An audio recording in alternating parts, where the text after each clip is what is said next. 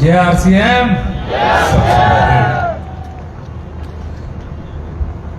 सम्मानीय श्री त्रिलोकचंद जी, आप विश्वास कीजिए, मैंने इतना प्रेम से भरा हुआ व्यक्ति और इतने शुभ विचारों से भरे हुए व्यक्ति बहुत अरसे के बाद देखा है। तो आपके इस अच्छे प्रेम के लिए और आपके इन शुभ विचारों के लिए आपका अभिनंदन। देखिए, अगर हम देखें तो हम 10 लोगों के परिवार को इकट्ठा नहीं कर पाते, लेकिन कमाल की बात है कि भीलवाड़ा जैसे शहर में रहते हुए आज आप 20 लाख परिवारों को मुखिया के तौर पर यहां पर स्थापित हैं। ये सचमुच में परमात्मा की अनुपम कृपा है कि उन्होंने आपके अंदर वह ध्येय आपके चित्त में, आपके चरित्र में और आपके चिंतन में स्थापित किया और उसे कार्य रूप में परिणत करने की क्षमता उन्होंने आपके अंदर प्रदान की और आप निकल पड़े उन तमाम बिछड़े हुए परिवारों को जो कभी आपके थे अब आपके हैं ढूंढने के लिए। और आज आप देखिए कि पूरे के पूरे देश में आपने 20 लाख परिवार जो यहाँ पर इकट्ठे हैं, जो कि आरसीएम के अंतर्गत आते हैं। आपका ये है तो राइट कॉन्सेप्ट ऑफ मार्केटिंग, लेकिन मार्केटिंग की जगह मैं इसको राइट कंट्रोल ऑफ माइंड की जो आपके अंदर बात आई है कि मतलब जिसको ये कहा जाता है। और आपने जो बातें करी, आप विश्वास कीजिए, मेरा भी अपना यही मानना है कि लक्ष्मी के 3 प्रकार होते हैं। नीति से जो आती है वो लक्ष्मी कहलाती है। एक और मार्ग है, अनीति से भी लक्ष्मी आती है, नहीं आती? लेकिन जो अनीति से लक्ष्मी आती है वो अलक्ष्मी या कुलक्ष्मी कहलाती है। लेकिन एक तीसरा मार्ग और है कि जो नीति और प्रीति से जो लक्ष्मी आती है वो महालक्ष्मी कहलाती है। तो आप इस तीसरे मार्ग पर चलने वाले यात्री हैं जो लक्ष्मी या अलक्ष्मी के उपासक नहीं हैं, आप महालक्ष्मी के उपासक हैं। और मेरा अपना ये मानना है कि लक्ष्मी और अलक्ष्मी इनका स्वभाव चंचल होता है, ये हाथ बदलती रहती है, कभी इस हाथ में आती हैं, कभी उस हाथ में चली जाती हैं। हमें लगता है कि हम बदल रहे हैं, मगर माफ कीजिएगा, इनका स्वभाव इतना चंचल है कि ये बदलती हैं और हमको ये महसूस होता है कि शायद हमने हाथ बदला है, लेकिन नहीं। लेकिन जो महालक्ष्मी होती हैं उनका स्वभाव अचला होता है, वो जिस जगह एक स्थान पर बैठ जाती हैं फिर वो वहां से हिलती नहीं है। इसका कारण क्या है?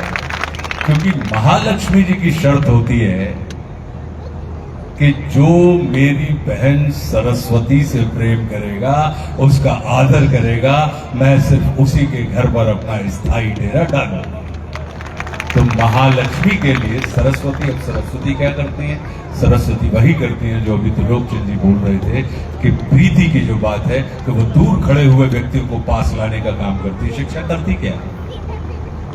शिक्षा जो करती है वो ये करती है कि दूर खड़े हुए व्यक्ति को पास लेकर जो आ जाए। अगर ये अवस्था है तो उसे शिक्षा करिए, मानिए। और यदि पास खड़ा हुआ व्यक्ति आपसे दूर चला जाए तो आप माफ कीजिएगा, हो सकता है कि आपके पास डिग्रियां हों लेकिन आप शिक्षित नहीं, साक्षर व्यक्ति की श्रेणी में आएंगे।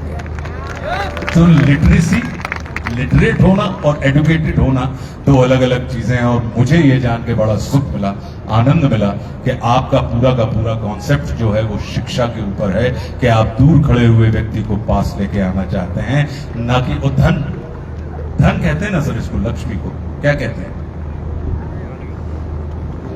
गणित थोड़ी तो आती होगी, तो धन का निशान, धन का मतलब क्या होता है? जब अपन गणित में लगाते हैं बोले कि साहब धन है मतलब प्लस, तो जो जोड़ने का काम करे वही संपत्ति धन कहलाती है, जो तोड़ने का काम करे वो संपत्ति धन की श्रेणी में नहीं आती है। इसलिए उसका जो साइन भी है जोड़ने का, वो अगर आप देखेंगे तो दोनों एक दूसरे को कहीं ना कहीं एक दूसरे को बीच में से मध्य में से लोगों को लगता है काट रहे होते हैं, लेकिन मेरा अपना ये मानना होता है वो सेपरेट नहीं कर रहे होते हैं, वो एक दूसरे के साथ अपना अस्तित्व शेयर कर रहे होते हैं, तब कहीं जाके वो धन की स्थितियां बनती हैं।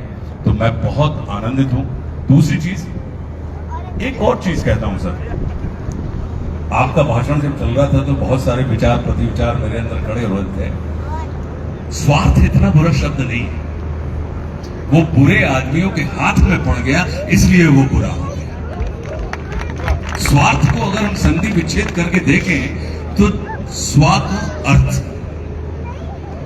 तो स्वा मतलब वह जो परम अस्तित्व, जो अस्तित्व ने आपको जो स्वा दिया है, अगर उसका हम अर्थ समझने लगे तो वही व्यक्ति परमार्थी हो सकता है जो व्यक्ति सच्चे अर्थों में स्वार्थी हो, जिसको अपने अर्थ की जानकारी हो, तभी तो वो पर के अर्थ की जानकारी रख पाएगा। पता लगा कि हमें अपने अर्थ की जानकारी नहीं है, तो हम आपके अर्थ के पोषण के लिए, आपके अर्थ के रक्षण के लिए हम कहां से समर्थ हो पाएंगे। तो मैं इस बात को, क्योंकि आपका जो कॉन्सेप्ट है वो अद्भुत है और मैं सचमुच में भावाभिभूत हूं इस बात को देखकर। और मैंने सौरभ से कहा भी कि देखिए आपने इतना काम किया, लेकिन आज का जो दौर है, पहले क्या होता था कि पहले लोग करने वालों को पसंद करते, लेकिन इस चक्कर में क्या हुआ कि करने वालों ने कहना बंद कर दिया। अब एक दौर आया कि आज लोग कहने वालों को पसंद करते हैं, तो अब उसका काउंटर यदि आपको करना है तो जो करने वाले हैं उनको कहने की भी आदत डालनी पड़ेगी। आप कहने की आदत डालिए, तो जो आपने फिल्म बनाई, आपने लोगों के रूपांतरण किए हैं, आपने लोगों का जीवन बदल दिया है, या लोग अपनी मर्जी से वहां पे आकर अपने आप को रूपांतरित, यानी नीति क्या है, पीछे खड़े हुए व्यक्ति को आगे लाना नीति है, और आगे खड़े हुए व्यक्ति को पीछे ढकेल देना अनीति है, ये अनीति। तो आप कर रहे हैं नीतिपूर्ण कार्य।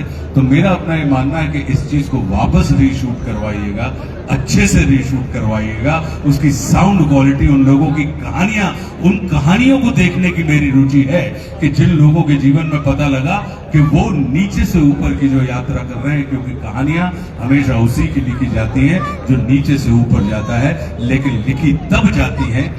आप नीचे से ऊपर कैसे पहुंचे, मैं तो उस बात का नहीं है, ये जगत हमारे और आपके व्यक्तित्व का वैल्यूएशन तब करता है जब आप ऊपर से नीचे उतर रहे होते हैं। तो ऊपर से नीचे जब आप किस गरिमापूर्ण तरीके से उतर रहे होते हैं, उस समय लोग आपके और हमारे व्यक्तित्व की तुलना करते हैं कि आप देखिए, क्योंकि ऊपर पहुंचने के बाद सिर्फ दो मार्ग होते हैं कि या तो आप उतरेंगे या आप गिरेंगे। यस। तो उन्हीं लोगों की दास्तान लिखी जाती है जो ऊपर पहुंच के पता लगा कि माउंट एवरेस्ट पे मैं पहुंच गया, और मैं कहूं कि साहब बड़ी मुश्किल से आया हूं, अब तो मुझे यहाँ पे पट्टा दो, मैं यहाँ पे मकान बना के रहूंगा। नहीं, चोटियां जो होती हैं वो झंडे गाड़ने के लिए होती हैं। आप अपना चिन्ह, अपना झंडा वहां पर गाड़िए, और उसके पश्चात बहुत गरिमापूर्ण तरीके से आप उस पूरी ऊंचाई से निकल के नीचे धरती पर अपने लोगों के बीच में आइए। तो मेरा अपना ये मानना है कि इसको वापस सौरभ, इसको रीशूट करवाना, अच्छे से करवाना। मुझे, मेरे जैसे व्यक्तियों को उन लोगों की कहानी देखने में रुचि है कि कैसे कोई व्यक्ति शेष होते हुए अपने अंदर सुप्त अवस्था का जो विशेष तत्व है उसको किसी के संपर्क मात्र से जागृत करता है, और फिर वो शेष से विशेष हो जाता है, और जब विशेष हो जाता है तो वो अपने संपर्क में आने वाले समस्त शेष लोगों को वापस विशेष बनाने का काम। यस। एक और बात आपके भाषण में साहब बहुत अच्छी लगी है, आपने कहा कि परमात्मा से हम प्रेम करें। बिल्कुल, कितनी अच्छी बात कही, और ये मुझे लगता है अनुभवजन्य सत्य बात होगी। मेरा, आप लोगों ने, बहुत से लोग होते हैं कि जो मछली पकड़ने का काम करते हैं शौक के तौर पे, व्यवसाय के तौर की बात मैं नहीं कर रहा हूं, एक उदाहरण देने के लिए समझा रहा हूं। तो जब आप मछली पकड़ने किसी तालाब में, किसी नदी के किनारे जाते हैं, तो कांटे में आप क्या फंसाते हैं, जो आपको पसंद है या जो मछली को पसंद है?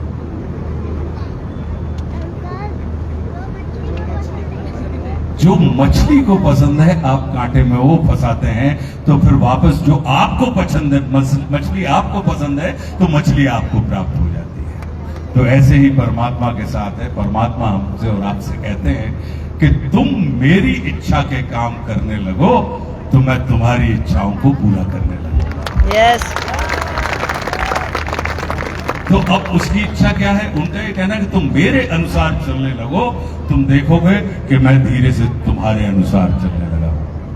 हमारे यहाँ आपका एक कॉन्सेप्ट और मुझे अच्छा लगा, जो कि कहीं ना कहीं हमारे भारतवर्ष की पूजा पद्धति के अंतर्गत आता है। हम और आप सब पूजन करते हैं। हमने परमात्मा की पूजा अभी की और हमको अभी परिणाम चाहिए होता है, लेकिन परमात्मा का ये वादा है उस परम सत्ता का कि तुमने अभी किया है ना, तो मैं तुम्हें कभी दूंगा।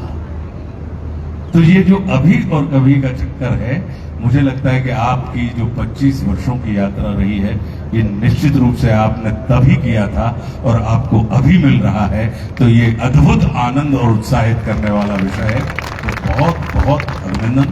आपने एक्चुअली जो लीला पुरुषोत्तम भगवान श्री कृष्ण ने हमको और आपको जो वसुदेव कुटुंब का मंत्र दिया कि अयम निजम परोवेति गणना लघु चेतसाम उदार चरिता नाम तू वसुदेव कुटुंबकम, तो मतलब उन्होंने सिर्फ हमको और आपको, मनुष्य क्यों श्रेष्ठ है? क्या बाकी योनियां परमात्मा ने जो बनाई है, पशुओं की हो, पक्षियों की हो, पेड़ों की हो, पहाड़ों की हो, लेकिन मनुष्य को श्रेष्ठतम योनि कहा गया और हमसे यह कहा गया कि भाई देवता लोग भी मनुष्य के रूप में जन्म लेने के लिए तरसते हैं। इसका कारण क्या है?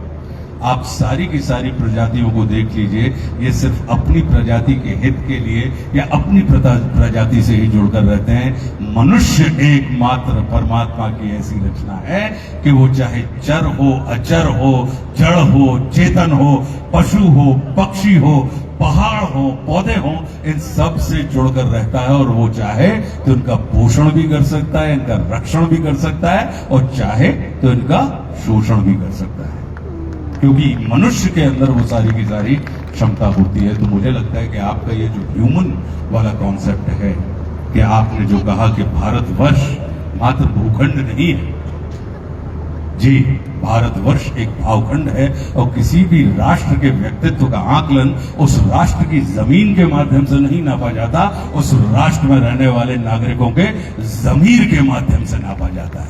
यस। उस राष्ट्र को रुतबा ये संपूर्ण विश्व भूखंड के आयतन में नहीं देता, वो उस राष्ट्र में रह रहे नागरिकों के भावखंड के आयतन से उसको आंकता है। तो ये भारत के पास, क्योंकि भारत की भाषा कभी भी इनकार की भाषा नहीं है। भारत हमेशा से स्वीकार के भाव से भरा रहा। इस वजह से उसने अपने जीवन में जो कुछ भी आया उसको पूरी अस्मिता के साथ स्वीकारा। स्वीकारने का मतलब ये होता है, आपको अगर किसी से मित्रता करनी हो तो कैसे कर सकता है? आपको अपनाना पड़ेगा, मतलब एक्सेप्ट, एप्रिशिएट एंड एक्नॉलेज। अब आप कहें कि एक्सेप्ट तो कर लिया, लेकिन हम एप्रिशिएट, अभी आरसीएम क्या कर रहा है? त्रिलोक चंद्र जी कहीं ना कहीं एक्नॉलेज भी कर रहे हैं आरसीएम के पुरुषार्थ को, एक्सेप्ट भी कर रहे हैं, और इस आयोजन के माध्यम से वो एप्रिशिएट भी कर रहे हैं। हम एप्रिशिएट करें और एक्सेप्ट और एक्नॉलेज ना करें तो हमको आनंद नहीं मिलेगा। हम एक्नॉलेज कर लें लेकिन एक्सेप्ट और एप्रिशिएट ना करें, आनंद नहीं मिलेगा। हम एक्सेप्ट कर लें किसी को लेकिन एक्नॉलेज और एप्रिशिएट ना करें तो हमें आनंद नहीं मिलेगा। तो आनंद की ये जो प्रक्रिया है, जो मुझे समझ में आया, आपके इतने बड़े परिवार जो पूरे राष्ट्र में आपने खड़ा किया है, तो उसके पीछे आपका मंतव्य आपका थे, क्योंकि इंसान की सफलता या इंसान का नाम उसे प्राप्त लक्ष्यों से नहीं होता, उस व्यक्ति के अंदर स्थित ध्येय से होता है। क्योंकि टारगेट ऑफ लाइफ और पर्पस ऑफ लाइफ, ये दो चीजें अलग होती हैं। तो टारगेट ऑफ लाइफ तो संसार में ऑलमोस्ट हर आदमी पूरा कर लेता है, अचीव कर लेता है, लेकिन विरले ही होते हैं जो पर्पस ऑफ लाइफ तक पहुंच पाते हैं, और वो कहीं ना कहीं अपने ही नहीं, अपने से जुड़े समस्त लोगों के पर्पस को, उद्देश्य को पूरा करने के हेतु भी होते हैं और सेतु भी होते हैं। क्या बात है। सवाल क्या पूछा था यार? सवाल सवाल हमारा था आसिम परिवार में आपको कैसा लगा, और आपने जो जवाब दिए हैं सर, आपने मेरे अगले 2-3 सवालों को भी इसमें ऑलरेडी ले लिया है। अब उनको काट दो। तो आगे बढ़े सर। जी बिल्कुल। सर अभी सर जब आप वैल्यू सिस्टम की और जो सब बातचीत आप कर रहे थे, बहुत ज़्यादा ये इतनी अलाइंड है जो भी हम आरसीएम की वैल्यूज़ पे बात करते हैं। इस पूरे संदर्भ में जब आप आरसीएम परिवार में आए हैं और आपने देखा, तो आपको कैसे लगता है कि जो हम आत्मनिर्भर भारत की तरफ तैयारी कर रहे हैं, जो हमारी इतनी बड़ी फोर्स, हमारे इतने लोग उस पर काम कर रहे हैं, उसमें हम कैसे कॉन्ट्रीब्यूट? इसमें सिर्फ मैं एक चीज जोड़ना चाहूंगा जी, इस जगत में कोई भी व्यक्ति सेल्फ मेड नहीं होता, ध्यान रखें। आत्मनिर्भर भारत के साथ साथ इसको परस्पर निर्भर भारत की अगर हम दिशा में बढ़ जाएं कि हम और आप एक दूसरे की परस्परता के माध्यम से, एक दूसरे की निर्भरता से, एक दूसरे के भार को उठाकर निर्भर करने की दिशा में हम बढ़ रहे हैं, वही आत्म परिष्कार का विषय होता है। तो मैं इसको बिल्कुल ऐसे ही देखता हूं। और इस चीज में मेरा अपना मानना हुआ है कि एक चीज होती है प्राइस। तो प्राइस किसकी होती है? हाँ, तो जो बिक सकता है उसको क्या कहा जाता है? वस्तु। तो कीमत जो होती है, प्राइस होती है, वो वस्तु की होती है और व्यक्तियों के पास मूल्य होता है, वैल्यू होती है।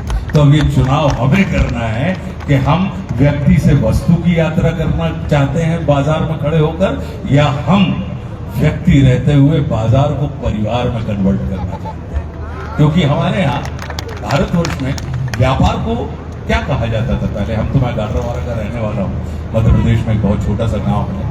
तो हमारे यहाँ पता लगा कि महीने में दुकानों के ऊपर पता लगा राशन आ रहा है, तो 1 तारीख से 5 तारीख के बीच में राशन वाले का हिसाब हो जाता था। तो अगर कभी कभार हम लोगों को कुछ सामान लेने जाना पड़ता था तो हम उसी दुकान पर पहुंचते थे और उस दुकान पर पहुंच के हम सामान लेते थे और हम अपने घर आ जाते थे।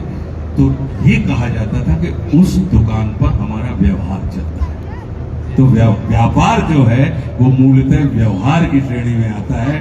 तो अगर हमारा और आपका व्यवहार एक दूसरे के साथ चलने लगे तो आप विश्वास कीजिए हमारा व्यापार जो है वो निश्चित रूप से कहीं ना कहीं हमको और आपको। अमीर क्या होता है? अमीर और गरीब किसको कहेंगे? अगर आपकी आवश्यकताएं आपकी आमदनी से अधिक है तो आप गरीब हैं, चाहे फिर आप अरबों रुपए करें। और यदि आपकी आवश्यकताएं आपकी आमदनी से कम है तो आप अमीर हैं, और फिर चाहे आप 1000 रुपए रोज कमाने वाले।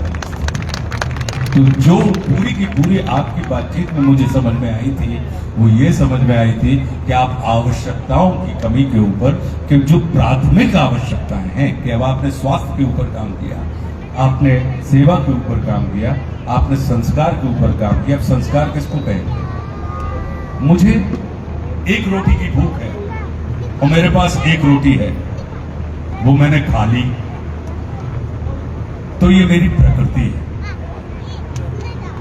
मुझे 1 रोटी की भूख है, मैंने 4 रोटी खा ली, ये मेरी विकृति का प्रमाण है। और मेरे पास 1 रोटी है और मैंने उसमें से अपनी आधी रोटी अपने साथ वाले को खिला दी, ये हमारी संस्कृति का प्रमाण है। तो ये जो परस्पर निर्भरता की बात होती है, तो मेरा मानना है कि अगर हम परस्पर निर्भरता के मार्ग पर चलते हैं तो फिर कहीं ना कहीं हमारी आत्मा का परिष्कार हो जाता है, और उसको कालांतर में लोग आत्मनिर्भर कह देते हैं कि आप अपनी आत्मा के ऊपर निर्भर हैं। क्योंकि अगर देखा जाए तो यार जितने लोग बैठे हैं, जैसा वह कुटुंब की बात कर रहे थे, परिवार की बात कर रहे थे, वो क्या था? जब तक मेरे अंदर आपकी पीड़ा, मेरी पीड़ा नहीं बनेगी तो मुझे कभी आपके काम में नहीं आ सकता। तो ये कब बनेगी? जब हम आत्मिक रूप से एक दूसरे के साथ जुड़े होंगे, तब आपको होने वाला कष्ट मेरे भी कष्ट का कारण बनेगा, और फिर मैं अपनी क्षमता से आपके कष्ट के निवारण के लिए प्रयास करने लगूंगा। और जब आपके कष्ट का निवारण हो जाएगा तो हम और आप दोनों इश्क यानी परम आनंद की स्थिति में हो जाएंगे और एक दूसरे के प्रति सतत एक दूसरे के साथ जुड़े रहेंगे। तो मेरा ये मानना है कि ये जो कॉन्सेप्ट आपका है, अब चूंकि हमको और आपको पश्चिम का हमारे ऊपर बहुत प्रभाव है और पश्चिम ने हमेशा से धन की भाषा बोली है। हम 10 सफल लोगों की सूची अगर फॉरवर्ड करके कोई मैगजीन में अगर हम देखते हैं तो उसमें हम देखते हैं कि 10 सफल लोग कौन है, तो उनकी आमदनी लिखी होती है कि इनके पास इतने हजार करोड़ रुपए। तो हर बच्चे को, हम जैसे आप जैसे सब लोगों के अंदर ये मैसेज जाता है कि अगर अपने आप को सफल लोगों की श्रेणी में खड़ा करना हो तो धन कमा लेना, क्योंकि धन कमा लोगे तो तुम्हारा नाम मैगजीन में छप जाएगा। वो हमारे गुणों को नहीं छापते, वो हमारे उन चीजों को नहीं छापते। अगर वो किसी की संघर्ष यात्रा भी छापते हैं तो तब छापते हैं जब हम और आप आर्थिक रूप से उस पैमाने पर कहीं ना कहीं अपने आप को स्थापित कर पाने में सक्षम हैं। और हमारा भारत क्या है? हमारे भारत ने धन की नहीं, धर्म की भाषा बोली है। और धर्म बड़ा व्यापक होता है कि व्यापारी का अपना धर्म है, अभिनेता का अपना धर्म है, खिलाड़ी का अपना धर्म है, राज कर्मचारियों का अपना धर्म है। अपने धर्म यानी अपने हिस्से में आए हुए दायित्वों का निष्ठापूर्वक पूरी ईमानदारी के साथ निर्वाह करने की जो प्रवृत्ति होती है, प्रकृति होती है, वह कहीं ना कहीं धर्म कहलाती है। उसमें कर्मकांड एक दूसरी चीज होती है कि अगर मुझे पता लगा कि भगवान शिव पसंद है तो मैं भोले बाबा के यहाँ बेलपत्री लेके चला गया, आपको कन्हैया जी पसंद है तो आप उनके यहाँ नारियल लेके चले गए, तो कहीं परमात्मा श्री राम किसी को पसंद है तो उनके दरबार में प्रसाद लेके चला गया। तो ये कर्मकांड की प्रक्रिया कैसे होते हैं, लेकिन ये सारे के सारे कर्मकांड कहीं ना कहीं हमें दायित्व बोध से बढ़ने के लिए होते हैं कि अपने हिस्से में आने वाले संपूर्ण जगत को तुम अपने जैसा बनाओ। तो ये बहुत अच्छी बात त्रिलोकी जी ने कही थी कि भाई नफरत के मार्ग पर, तो वो प्रेम के मार्ग पर चलने की बात कर रहे हैं। प्रेम, कितने शब्द हैं प्रेम में? पा, रा और मां, 3 शब्द। और पा, रा, मां मिला के क्या होता है? परम। तो जो आपको परम तक पहुंचाने की क्षमता रखता हो, ऐसे भाव को हम और आप प्रेम देते हैं।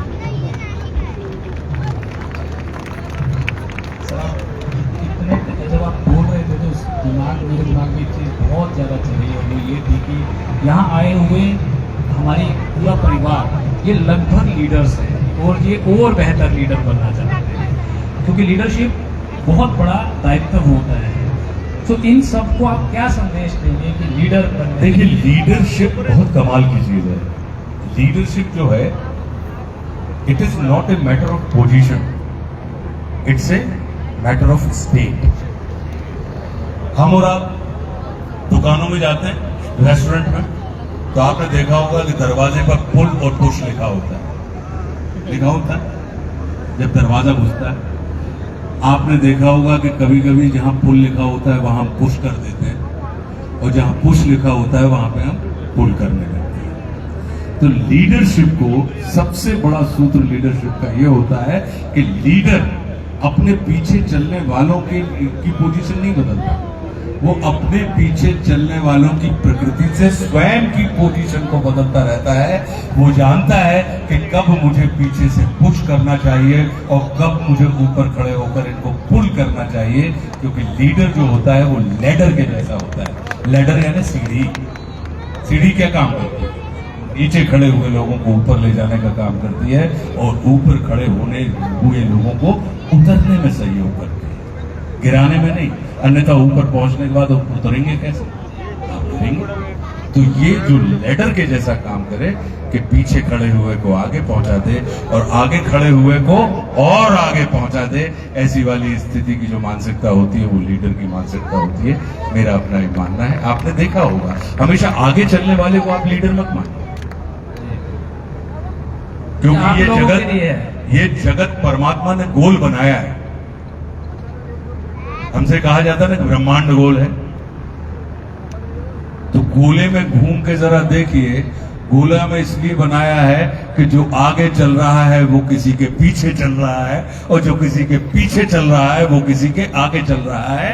तो गोले में घुमा रहा है परमात्मा, वो इसलिए बता रहा है कि अगर तुम आगे चल रहे हो तो आगे चलने के अहंकार से मत भरो, अपने आगे देख लो तो तुमको समझ में आ जाएगा कि तुम किसी के पीछे घूम रहे हो। और अगर तुम पीछे चल रहे हो तो पीछे चलने की गिलानी से मत ग्रस्त हो। तुम जरा अपने पीछे पलट के देख लो तो तुम पाओगे कि तुम किसी के आगे चल रहे हो। तो ये लीडरशिप का कॉन्सेप्ट होता है कि हम और आप सर्कल में घूम रहे हैं, कोई किसी के आगे नहीं है और कोई किसी के पीछे नहीं है। जो आगे है वो किसी के पीछे है और जो पीछे है वो किसी से आगे है। बस हमें ध्यान इस बात का देना है कि हम अपने आगे और पीछे, क्योंकि आगे चलने वाला वही कुशल व्यक्ति होता है जिसके अंदर पीछे चलने की क्षमता हो। अगर आप पीछे चलने का हुनर रखते हैं तो विश्वास कीजिए जब भी कभी आप आगे चलेंगे तो आगे चलने की आपके अंदर एक कमाल की दक्षता होगी और कमाल का हुनर होगा।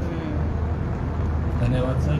अभी एक अनुरोध आपसे है, और ये अनुरोध मैं श्योरली कह सकता हूँ सिर्फ मेरा नहीं है, यहाँ बैठे हर व्यक्ति का अनुरोध है, आरसीएम परिवार का। जी बताइए।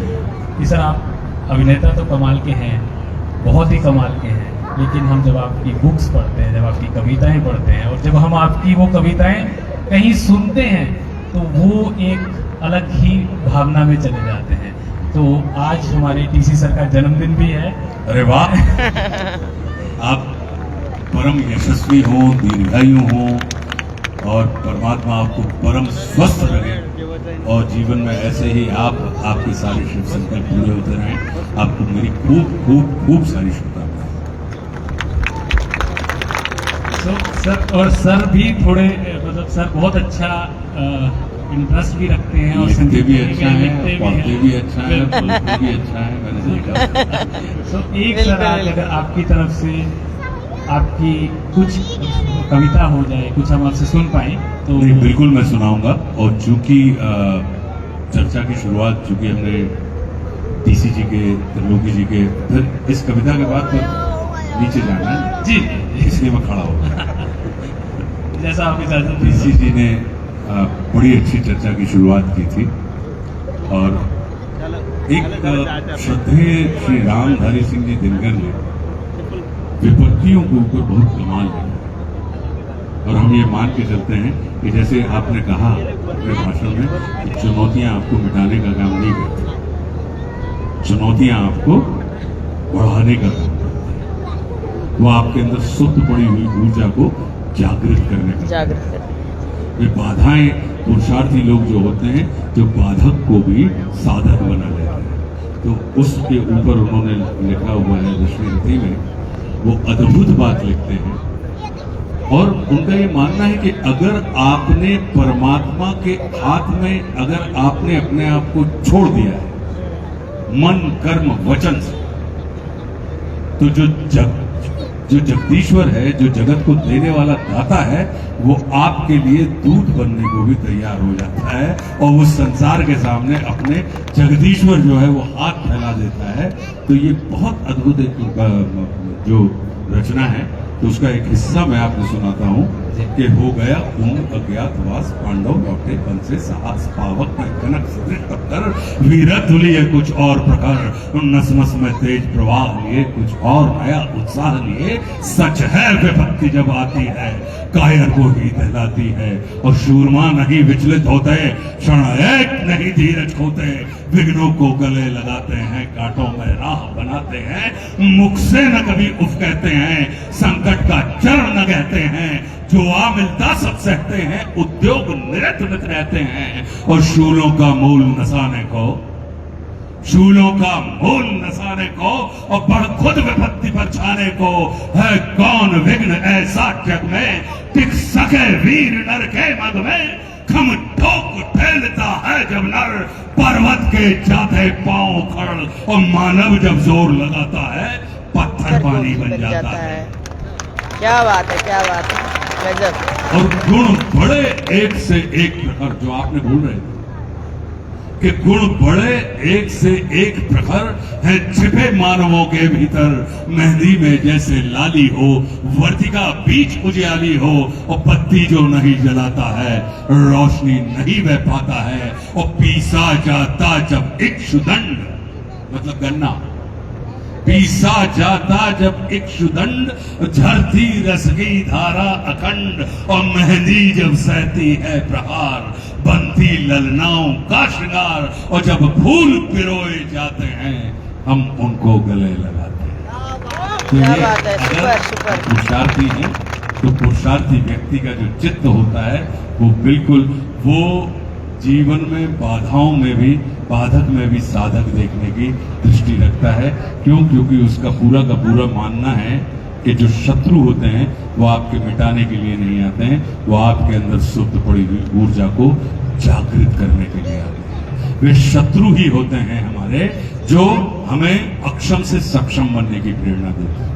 वे हमारे शत्रु ही होते हैं जो हमें असुरक्षा में डालकर सुरक्षा की ओर जाने की प्रेरणा देते हैं।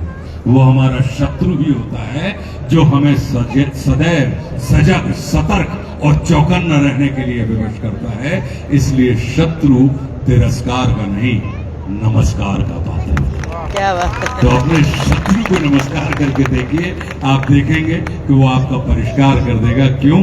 क्योंकि शत्रु जो होता है वो क्रोध का विषय नहीं होता, वो शोध का विषय होता है और वो बोध का विषय होता है। तो जिन भी लोगों ने अपने शत्रुओं को यानी अपनी बाधाओं को, चाहे वो व्यक्ति के रूप में हो, चाहे स्थिति, परिस्थिति, मनस्थिति के रूप में हो, उन्होंने स्वीकार किया है, वो उनका निर्माण करके चले।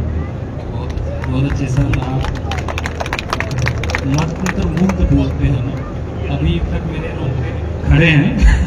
जब आप बात कर रहे थे तो वो इतनी गहरी जा रही थी। सो एक तो सर मैं परिवार की तरफ से आपका धन्यवाद करना चाहूँगा। अब आपने जैसे एक बात करी कि एप्रिसिएशन बहुत ज़रूरी है, तो अब कुछ लोगों में एप्रिसिएशन अभी हमारी तरफ से फैसिलिटेशन है, जिसमें Gurmeet ji will take care from here. Thank you sir from my side and thank you from RCM side. जी जय आरसीएम साथियों, जय आरसीएम, जय आरसीएम। चलिए Gurmeet ji, over to you. Thank you.